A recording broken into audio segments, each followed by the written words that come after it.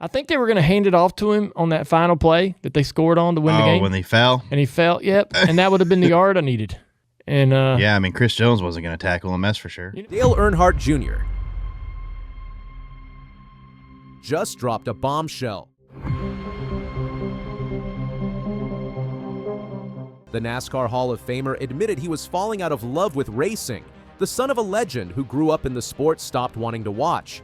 What broke him? And what massive change just brought him back? This explains everything about NASCAR's shocking new direction.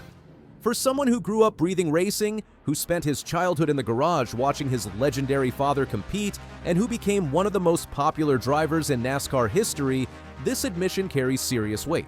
But Dale Jr. did not just throw out a controversial statement for attention.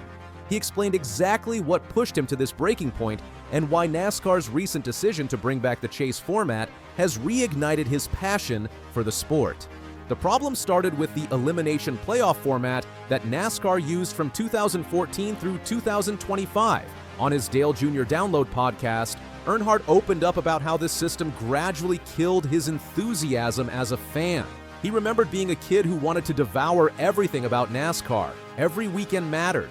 Every race carried weight. He could not get enough of the sport because he understood that one mechanical failure, one bad race in the middle of the season could cost a driver the championship.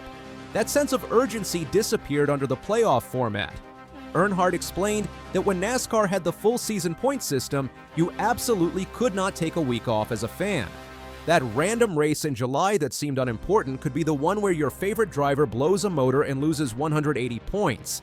That mid-season race that nobody circled on their calendar could end up being the difference between winning and losing a championship. But the playoff format changed everything. Once the top 16 drivers qualified for the playoffs, Earnhardt found himself thinking he could miss races and just catch the highlights later. He knew who made the playoffs. He understood the format. And honestly, many of those regular season races after drivers secured their playoff spots just did not matter anymore. Earnhardt was careful about admitting these feelings publicly. As a broadcaster with major responsibilities in the sport, he worried about how his honesty might affect his position. He has roles with multiple networks, owns a successful racing team, and remains one of the most influential voices in NASCAR. Saying that he was falling out of love with the sport could have damaged relationships and cost him professionally. But he said it anyway because it was true. The elimination playoff format, with its constant resets and focus on a single winner-take-all finale at Phoenix, had pushed him to a point where he genuinely did not want to watch entire seasons. Why invest 35 weeks of emotional energy when 4 drivers would show up at Phoenix and whoever had the best day, the best strategy call, or avoided the wrong caution would become champion? Earnhardt described it as too much happenstance, too much potluck. Championships stopped feeling earned through a season of excellence and started feeling like lottery tickets. One late caution at Phoenix could erase an entire year of dominant performance. One perfect pit strategy could crown a driver who struggled for consistency all season long. The 2023 championship perfectly illustrated his concerns. Ryan Blaney won the title despite having his worst statistical season since 2018.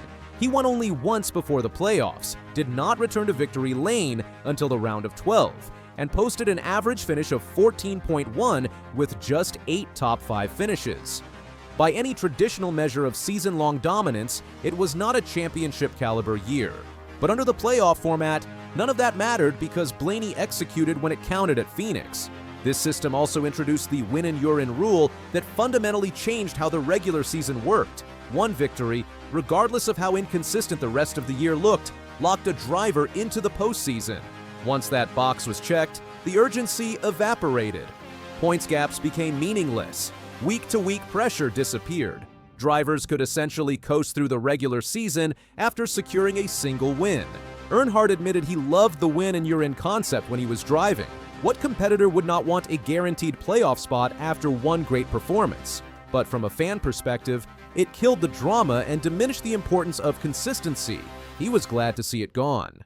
NASCAR listened. After forming a playoff committee that included Earnhardt, Mark Martin, and several current drivers, the sanctioning body announced it would return to a modified chase format for 2026. This represents a massive shift away from the elimination drama that defined the past 12 years. The new system keeps a 10-race playoff window but eliminates the rounds and resets that happened every 3 races. The top 16 drivers qualify based on regular season points. There are no more eliminations. The driver with the most points after those 10 playoff races becomes champion. It rewards consistency while still maintaining postseason excitement. Critically, NASCAR also increased the points for winning from 40 to 55, a significant bump that makes victory lane far more valuable. The regular season points leader enters the chase with a 25-point advantage, giving real meaning to the entire 26-race regular season. For Earnhardt, this change addresses almost everything that frustrated him. He explained that now as a fan, he feels compelled to plug in every single week because there is a long-form objective for his favorite driver to accomplish. Early season success does not guarantee anything. A driver must maintain excellence throughout the entire year. He pointed out that how teams perform at Daytona, how they run at Atlanta, how the season begins will really determine whether they are championship-worthy. With the old playoff system, drivers could dig themselves into a hole and still make the playoffs with 1 win. This changes everything about race strategy. Earnhardt discussed how, under the previous format, drivers sometimes prioritize stage points over actually winning races. The green flag would drop, a crew chief would realize their car was not good enough to win, and they would formulate a strategy focused purely on collecting stage points. They might finish 8th overall, but accumulate the 3rd most points for the day through strategic racing. When drivers start to understand how important it is to secure a top 5 seed, when they realize the advantage of being a top 2 seed, the entire competitive landscape shifts. They will need points all year long. That means winning races. That means running in the top 3 as often as possible. It means every single lap of every single race carries real consequences. Earnhardt acknowledged he does not know exactly what teams will do in certain scenarios.